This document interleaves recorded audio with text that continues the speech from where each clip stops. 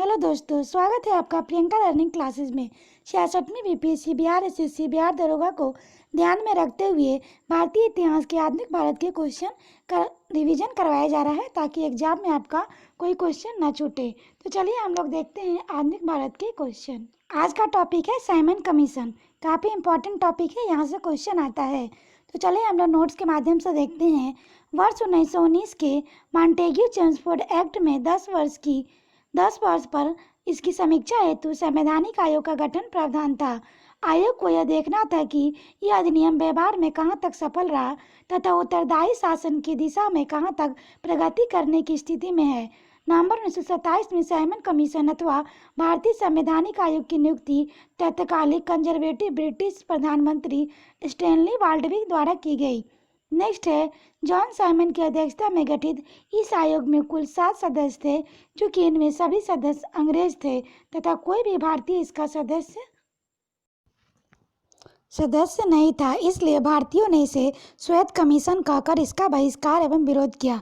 Simon commission 3 फरवरी 1928 को बम्बई पहुंचा। Simon commission के अध्यक्ष सर जॉन साइमन उदारवादी दल के सदस्य थे, जबकि भारत की स्वतंत्रता 1947 के समय ब्रिटिश प्रधानमंत्री क्लीमेंट एटली इस कमीशन के श्रमिक दल के सदस्य के रूप में शामिल थे। भारतीय राष्ट्रीय कांग्रेस ने दिसंबर 1927 में मद्रास में हुए अपने अधिवेशन में साइमन कमीशन का विरोध करने का निर्णय किया। नेक्स्ट फैक्ट है, 3 फरवरी 1928 को साइमन कमीशन बम्बई पहुंचा और उस दिन देशव्यापी हड़ताल का आयोजन हुआ। कमीशन जहां गया वहां पुनः हड़ताल रखी गई तथा साइमन कमीशन वापस जाओ के नारे के साथ जुलूस निकाले गए। नेक्स्ट है, लाहौर में साइमन कमीशन विरोध जुलूस का नेतृत्व करते समय पुलिस के लाठीचार्ज में लाला लाजपत राय गंभीर रूप से घायल हो गए। नेक्स्ट है, पुलिस द्वारा की गई बर्बरतापूर्वक पिटाई के कारण ही लाला लाजपत राय की मृत्यु हो गई। लाला लाजपत राय 1865 से 1928 पंजाब के प्रमुख राजनीतिक नेता थे, जिन्होंने ब्रिटिश राज्य के विरुद्ध स्वतंत्रता आंदोलन का नेतृत्व किया था। उन्हें पंजाब केसरी की उपाधि दी गई थी। साइमन कमीशन 1927 के प्रयुत्तर में नेहरू रिपोर्ट तैयार की गई थी, जिसमें भारत के नए डोमिनियन संविधान का खाका था। इसे तैयार करने वाली सर्वदलीय समिति के अध्यक्ष मोतीलाल नेहरू थे। नेक्स्ट है, जवाहरलाल नेहरू इसके सचिव थे। 2 मुस्लिम सहित कुल 9 अन्य लोग इस समिति के सदस्य थे। नेहरू रिपोर्ट 1928 में भारत के लिए पूर्ण स्वतंत्रता के स्थान पर डोमिनियन स्टेट की बात कही गई थी। इसमें सांप्रदायिक आधार पर पृथक निर्वाचन मंडलों के स्थान पर अल्पसंख्यकों हेतु आरक्षित स्थानों के लिए संयुक्त निर्वाचन क्षेत्रों का प्रस्ताव था। साथ ही इसके तहत प्रस्तावित संविधान में भारतीयों के लिए भाषण देने, समाचार पत्र निकालने, सभाएं करने, संगठन बनाने आदि का स्वतंत्रता के अधिकार सहित मौलिक अधिकारों का भी प्रावधान किया गया था। नेक्स्ट है, वर्ष 1928 में इंडिपेंडेंस फॉर इंडिया लीग का गठन जवाहरलाल नेहरू तथा सुभाष चंद्र बोस ने मिलकर किया था। इस लीग का उद्देश्य डोमिनियन स्टेट के आगे पूर्ण स्वतंत्रता के मांग को मुखर करना था। अब हम लोग इससे रिलेटेड क्वेश्चन को देखते हैं ताकि कोई कंफ्यूजन ना रहे। पहला क्वेश्चन है, साइमन कमीशन भारत किस वर्ष आया था? तो 1928 को आया था। इसकी व्याख्या देखिए। वर्ष 1919 में मॉन्टेग्यू चेम्सफोर्ड एक्ट में 10 वर्ष की इसकी समीक्षा हेतु एक संवैधानिक आयोग के गठन का प्रावधान था। आयोग को यह देखना था कि यह अधिनियम व्यवहार में कहाँ तक सफल रहा और उत्तरदायी शासन की दिशा में कहाँ तक प्रगति करने की स्थिति में है। किंतु ब्रिटेन की कंजर्वेटिव सरकार ने इसकी समीक्षा हेतु 2 वर्ष पूर्व नवंबर 1927 में साइमन कमीशन की नियुक्ति कर दी।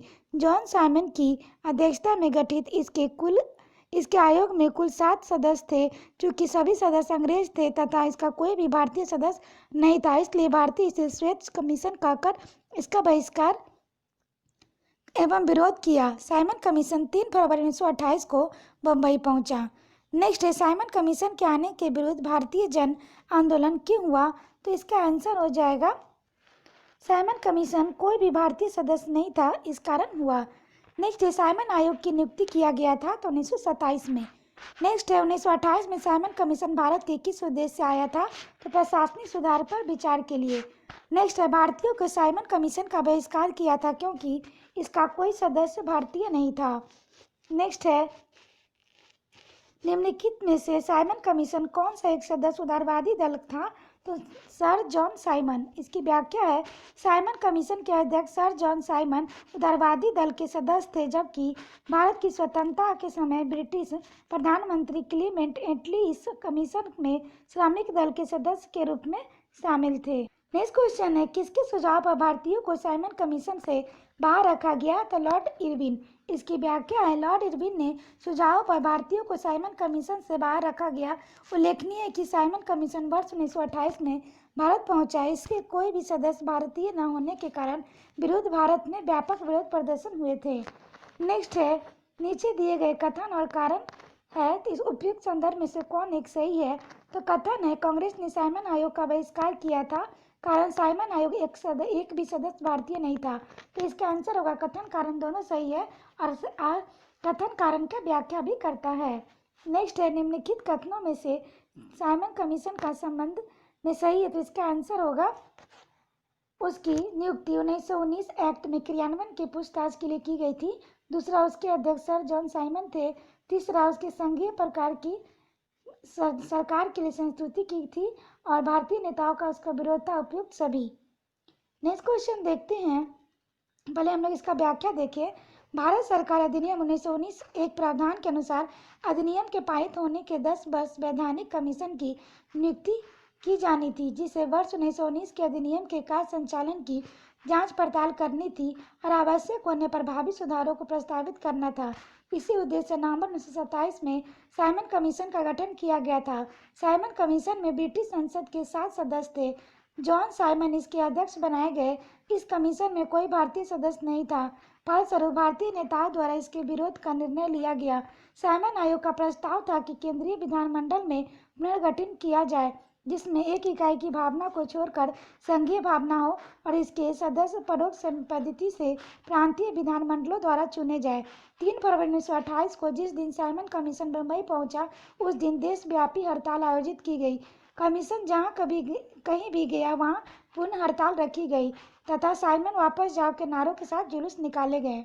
नेक्स्ट है, साइमन कमीशन की सिफारिशों के संदर्भ में निम्नलिखित में से कौन सा कथन सही है? तो पहला, इसके प्रांतों द्वैत शासन के उत्तरदायी सरकार द्वारा प्रतिस्थापित करने की संस्तुति की गई। नेक्स्ट है, लाला लाजपत राय घायल हुए थे, तो साइमन कमीशन के विरुद्ध लाठीचार्ज में। इसकी व्याख्या है भारतीय राष्ट्रीय कांग्रेस ने दिसंबर 1927 में मद्रास में हुए अपने अधिवेशन में साइमन कमीशन का विरोध करने का निर्णय किया। 3 फरवरी 1928 को साइमन कमीशन बम्बई पहुंचा और उसी दिन देशव्यापी हड़ताल का आयोजन हुआ। कमीशन जहां कहीं गया वहां पुनः हड़ताल रखी गई। साइमन कमीशन वापस जाओ के नारों के साथ जुलूस निकाले गए। लाहौर में साइमन कमीशन विरोध जुलूस के नेतृत्व करते समय पुलिस के लाठीचार्ज की लाला लाजपत राय गंभीर रूप से घायल हो गए। पुलिस द्वारा की गई बर्बरतापूर्वक पिटाई के कारण लाला लाजपत राय की मृत्यु हो गई। मरने से पूर्व उन्होंने कहा था, मेरे ऊपर किए गए लाठियों का एक एक प्रहार ब्रिटिश सरकार के ताबूत की आखिरी कील साबित होगा। नेक्स्ट है, पंजाब केसरी की उपाधि किसे दी गई थी? तो लाला लाजपत राय को दी गई थी। नेक्स्ट है, 1928 में लाहौर के लाला लाजपत राय के नेतृत्व में साइमन कमीशन का विरोध आयोजित किया गया था। तो कारण है साइमन कमीशन एक भी भारतीय सदस्य शामिल नहीं था। तो इसका आंसर होगा कथन कारण दोनों सत्य है और कथन कारण की सही व्याख्या करता है। नेक्स्ट क्वेश्चन देखते हैं, नेहरू रिपोर्ट तैयार की थी? तो एमएन नेहरू ने की थी। नेक्स्ट है, इसकी व्याख्या साइमन कमीशन 27 के प्रत्युत्तर नेहरू रिपोर्ट तैयार की गई थी, जिसमें भारत के नए डोमिनियन संविधान का खाका था। इसे तैयार करने वाली सर्वदलीय समिति के अध्यक्ष मोतीलाल नेहरू थे। जवाहरलाल नेहरू इसके सचिव थे। 2 मुस्लिम सहित कुल 9 अन्य लोग इस समिति के सदस्य थे। नेक्स्ट, निम्नलिखित में से किसने सर्वप्रथम भारत के लिए अपने वैश्विक स्वराज की मांग की थी? तो होगा सर तेज बहादुर सप्रू और जयकर ने। नेक्स्ट है, भारतीय स्वतंत्रता आंदोलन के काल के संदर्भ में नेहरू रिपोर्ट में निम्नलिखित में से किसका अनुशंसा की गई थी? तो इसका आंसर होगा दूसरा तीसरा, यानी कि अल्पसंख्यक हेतु आरक्षित स्थानों के लिए संयुक्त निर्वाचन क्षेत्र और तीसरा संविधान में भारतीयों के मौलिक अधिकारों का प्रावधान था। तो आशा करते हैं आपको ये वीडियो पसंद आया होगा और वीडियो को 1-2 बार अच्छे से सुन लें ताकि आपका रिवीजन हो जाए। तो आज के लिए इतना ही दोस्तों, फिर मिलते हैं नेक्स्ट टॉपिक के साथ। Thank you.